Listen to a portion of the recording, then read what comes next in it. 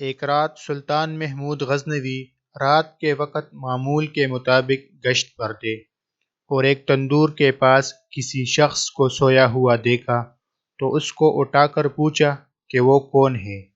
جواب میں اس شخص نے بتایا کہ وہ غریب مزدور ہے، دن بھر مزدوری کرتا ہے اور رات کو اس تندور کے پاس ہی سو جاتا ہے۔ سلطان نے پوچھا کہ اس سردی میں اس کی رات کیسے گزرتی ہے؟ تو اس مزدور نے جواب میں جو کہا اس نے سلطان کو ہلا کے رکھ دیا۔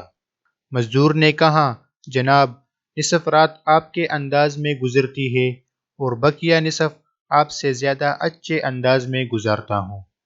سلطان نے بڑی حیرت سے پوچھا کہ وہ کیسے؟